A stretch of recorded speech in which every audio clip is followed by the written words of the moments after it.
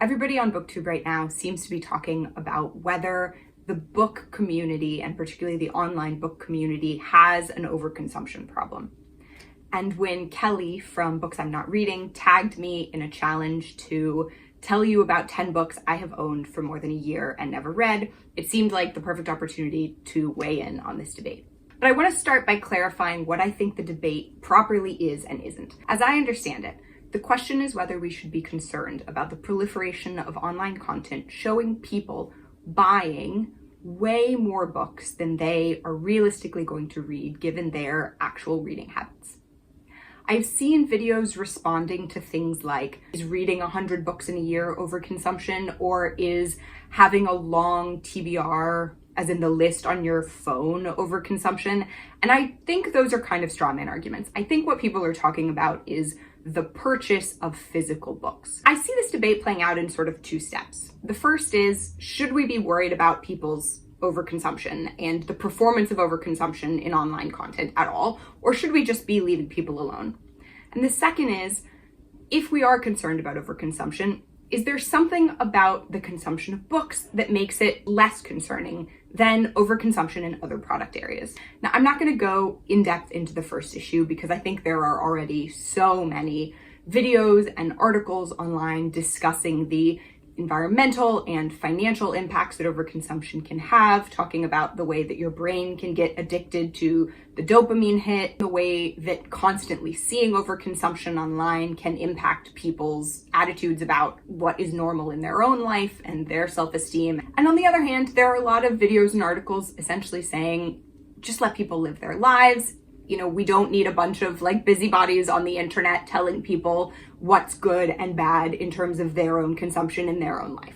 And my own take on that tends to be something like, it's a shame if people can only be in the online community for a particular hobby if they're willing to be constantly bombarded by consumerism content, but that leaving mean comments on people's videos is unlikely to solve that problem. So, that's a hot take. What I want to focus on is the second step, which is book consumption somehow different? I've seen a lot of content online talking about why book consumption is different based on the many virtues of reading. And now I am a big believer in the benefits of reading. As Kurt Vonnegut put it, reading and writing are the most nourishing forms of meditation anyone has found so far. By reading the writings of the most interesting minds in history, we meditate with our own minds and theirs as well. This to me is a miracle. Or as the brilliant Fran Lebowitz put it, the second I learned how to read, it was unbelievable to me. The world became, and I was pretty happy before that. I had quite a happy childhood, but reading was my world became a billion times bigger. Studies have shown that reading helps you sleep, lowers stress, improves memory and imagination. But the problem with focusing on the benefits of reading when we're talking about overconsumption is that when we talk about overconsumption of books, we tend to be talking specifically about divorcing buying books from using them or reading them. There are a lot of different ways that you can define what overconsumption is. There are subjective ways, talking about, financial harm to the person or stress or mental distress.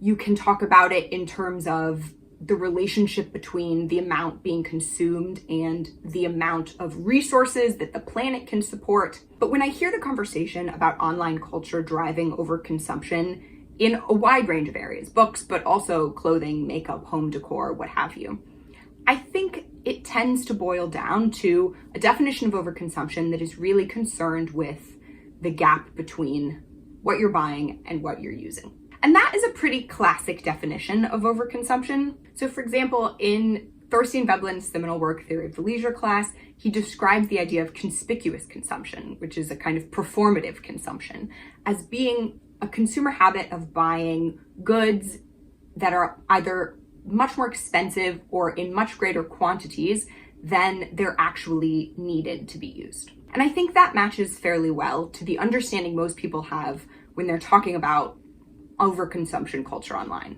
For instance, in an Atlantic video about consumer habits, one of the key questions they ask people is, have you ever bought something you didn't end up using? And they get a variety of different responses, from clothing to makeup to waffle makers, that the interviewees report buying and then never using. Similarly, in a very interesting interview that Hannah Louise Poston, the YouTuber, did on the Financial Diets YouTube page, she's discussing the motivations behind compulsive shopping. And she says that compulsive shopping isn't just about a desire for material goods. It's about a dependence on the entire process of finding something to buy and then buying it. And that's true across all different categories of consumer goods. So a critique you might hear about a makeup influencer engaging in overconsumption, for instance, is likely not going to be that that person wears too much makeup on any given day, but rather that that person is buying more makeup than they could possibly wear before the makeup expires. The critique is about the gap between buying and using. And often, even in addition to what you might think of as the typical drivers of this kind of overconsumption, I think you also hear this critique focused on the widening of that wedge that happens when influencer culture infiltrates a particular community. Because then on top of those typical consumer motivations, you also have a product motive. People aren't just overspending for the dopamine hit or to create a fantasy self, but also as an investment in making a video that then is going to be playing to the algorithm to try to get views, to try to make money. Making that content even a further step removed from the actual need to use the goods. And there are so many videos in all different hobbies of people complaining that influencer culture is ruining the online community for their hobby. The free internet, run on ads, doesn't really care if you read or paint or knit, as long as you buy books and paint supplies and knitting supplies. And when it comes to this critique, I don't think there's any difference between overconsumption in the book space and overconsumption in any other product area. It doesn't matter if you're shopping for books you're never going to read, or shopping for makeup you're never going to wear, or clothes you're never going to wear. The comparative value of reading is really irrelevant to the activity, because the activity you're engaged in at that point is buying. Buying books and reading books are two different hobbies. And once you've divorced buying books from reading them, it doesn't matter if reading is this really important, wonderful activity. The thing that makes it overconsumption is precisely the gap between the amount that you're buying and the amount that you're actually ever going to read. Now, obviously that isn't to say you shouldn't have even one single book floating around your house that you haven't read. It's good to have some options of different kinds of books around that you can pick up and try depending on how you're feeling. And that doesn't look like overconsumption, as long as there's a relationship between the number of books that you have and your actual reading habits. That also isn't to say that we shouldn't be alert to the sort of nuances in the impacts of different kinds of overconsumption. Some kinds of products have a greater environmental impact, some of them are more expensive, and those differences between types of products are obviously relevant to how serious of an issue we think overconsumption is. So ebooks, because they're so much cheaper and have such little environmental impact and don't create clutter and don't create trash, even if people are buying, are engaging in overconsumption behaviors, maybe it's just not that big of a deal. Okay, so turning to my own personal experience. I started doing a no buy year this year because I felt like I was giving all of my money to billionaires, and in exchange, I was getting a bunch of stuff that wasn't really making me happy.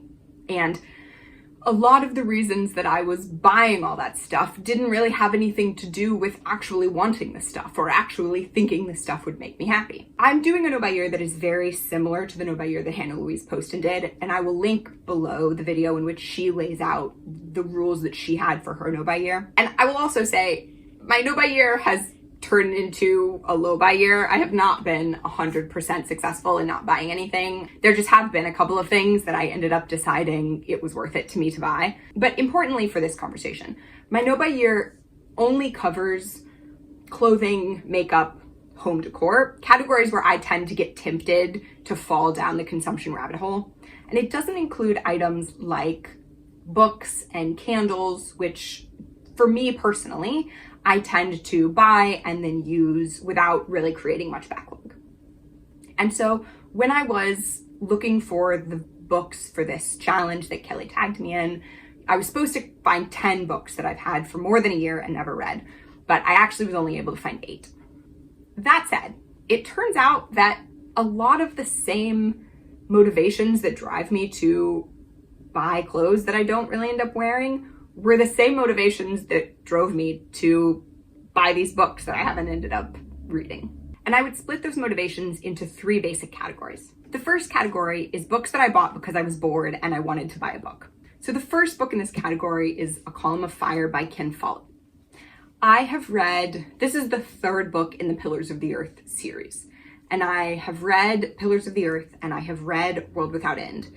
And they are historical fiction books. Pillars of the Earth is set in about 1100 and it is about the construction of Winchester Cathedral. And then A World Without End is set about 200 years later in the 1300s, and it is about the repairs to Winchester Cathedral. And I really liked both of those books. I read them. They're, chunky books, but I read them very quickly and really enjoyed them. But they are pretty complete narratives. This book is set about 200 years after the second book, and in the 1500s, and it's about religious conflict between Catholics and Protestants in England at that time, happening, I guess, generally around Winchester Cathedral, which obviously is a significant religious site and a flashpoint for that conflict. But because it's set 200 years later than the first 2 books, it's not like they have any characters in common, right? It's not like this is a continuation of a story that I've already been reading and enjoying. I don't have any attachment to these characters, and I have looked at this book so many times and just thought, nah, I'm not very motivated to pick it up. The second and third books also fall into that category. They are Love Again and The Real Thing by Doris Lessing. I love Doris Lessing. She is one of my favorite authors. She wrote The Golden Notebook, which is my favorite book. But with these 2 books again, I think I just bought them because I wanted to buy something. I can picture myself, this one in particular, I can picture myself being in the secondhand bookstore and just wanting to buy something and seeing this book and thinking, well, I'll buy something by Doris Lessing because I'll get around to that eventually. So Love Again is about a 65-year-old woman who works in the theater business and romantic attachments that she forms to a young actor and a sort of young-ish director. And that's all that I know about this book. The thing is, I do actually want to read this. I do like Doris Lessing. It's not like I bought this book and it's completely random and I have no desire to ever read it. It's just that I feel so meh about it, and there are always so many new and exciting books that I want to put on my TBR, and there was no point at which I was actually ever really excited about this book. So I am, I think, going to try to put some of these books back on my TBR and actually get around to them. Kind of the same thing with The Real Thing. This is a collection of short stories, and I've read another collection of Doris Lessing short stories and really enjoyed it. But again, I've had this book for so long and I don't really have any sense of what it's about. And I think even when I bought it, I didn't really have any sense of what it was about. I just knew I liked Doris Lessing, and so it seemed like a sort of sensible thing to buy when I was in a bookstore and in the mood to buy something. That said, I think I have a couple of short story collections that I want to get to, and so I think I am going to do a video of reading some short story collections and reviewing them at some point in the next couple of months. So keep an eye out for that. I have a plan to get to it in the very near future. That's the first category of books. Things that I got just because I needed a dopamine hit, even though I wasn't really excited about them at the time. The second category of books are what I'm going to call my fantasy self books. These are books that I want to be someone who has read. I like the idea of reading them, but actually I don't know if I really want to read them. Several of them I have tried to start reading and not really been able to make it through, but instead of DNFing them because I really like the image of having read them, I feel like they're books that I want to have read. I want to be able to talk about having read. I just put them back on my TBR instead of getting rid of them. So the first of those is Plain Water by Anne Carson. Anne Carson is another writer that I really like. I have read Autobiography of Red and The Beauty of the Husband and really enjoyed both of them. But this book, I just don't understand it. I don't really understand what's happening in it. It's really weird, and it's all these sort of different like snippets of dialogues and philosophy, and then sort of random poems throughout, and then kind of some prose.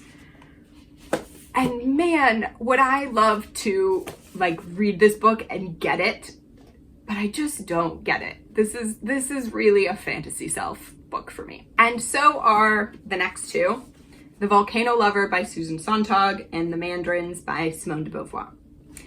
I've never read anything by Susan Sontag. I really want to. People say she's so wonderful, and she is the kind of feminist writer whose work I want to have read. But I tried reading this book a couple of years ago, and I found it really difficult. I was just not getting into it. The prose was very dense. It's supposed to be about like a well-to-do woman in Italy who has an affair, and it's sort of scandalous, and the, you know, follow-on effects of all of that. And it's like a contemporary novel. It's set in the 90s. But it just felt like it was taking a really long time to get to the meat of the story. I think I maybe made it 30 or 40 pages in and just didn't feel like anything had happened or that I cared about any of the characters so far. And so this one is also a tough one for me, like a sort of fantasy self novel that I would like to get to, but just never actually seem to want to get to. And sort of similarly with The Mandarins.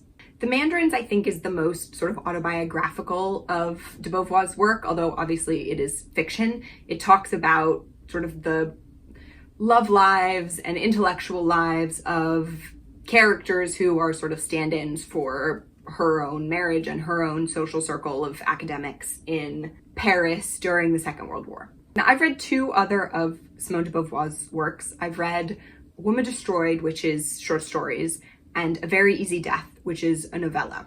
And I really enjoyed both of them. Her writing is really raw and sort of electric, and she's able to make you care so much about such sort of flawed and human characters. But those books are both really short, and this book is not. This book is like quite thick.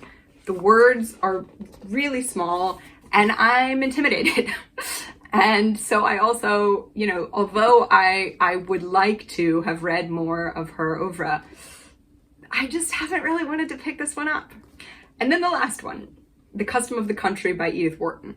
This is a book about a young woman from the Midwest who arrives in New York to seek her fortunes and the various exploits that she gets into in New York's high society. And I've never read anything by Edith Wharton. Everyone says that she's this wonderful writer, this incredible, you know, satirist and observer of the human condition, and the books are so funny.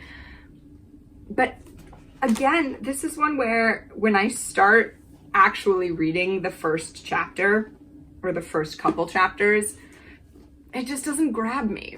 And so maybe it's because, you know, the prose is a little bit outdated. I think sometimes it's tough to get into things that were written, you know, 100 years ago, even when they're not written in, you know, ye olden timey language. Just the way that people wrote was so different, and it does tend to be, I think, a bit more formal. This again is a book that I bought because I want to be someone who has read Edith Wharton, but I have so far never been in the mood to actually pick up this book. So moving on to the third category, and there's only one book in this category, and that is a book that I bought as an item, as a little pack rat to just have. And that is While Justice Sleeps by Stacey Abrams. I have a signed copy. So I love Stacey Abrams. I think that the work that she has done, she has an organization, Fair Fight, that is like a voter registration and access to voting organization. And the work that she has done is absolutely incredible. There are so many people who have civic participation due to her that otherwise they, you know, probably would not have been able to access. And I think that's so wonderful. And so when I saw that she had published this book and there were signed copies for sale, I just wanted to have it. but it's like a legal thriller. And I don't read mystery books, really, hardly at all. I don't read thrillers. I don't read the James Pattersons or the Agatha Christie's. So nothing about the actual story contained within these pages is really in any way appealing to me. I'm pretty sure at the time I bought this book, I knew that I was never going to read it. I was just like so tempted by the item itself. So there you have it. Those are the 8 books that I have owned for more than a year and never read. And I was only able to find 8, but I don't say that to be self-congratulatory or, brag about how I don't do overconsumption. Books just don't happen to be one of the categories where the advertising tends to really get me. But as you can probably tell from the fact that I'm doing a no by year, or a low by year, I suppose now, I am definitely, subject to all of the pressures and temptations that sort of overconsumption culture, and particularly the proliferation of influencer and online overconsumption culture has. And as you can see, even as somebody for whom books don't tend to be one of my areas of temptation, I still end up buying a bunch of books for exactly the same reasons that I engage in overconsumption habits in all of the other areas of life where I do. I hope that you enjoyed this video. If you'd like to hear more from me, please consider subscribing. And as always, thank you so much for spending some of your one wild and precious life with me watching this video.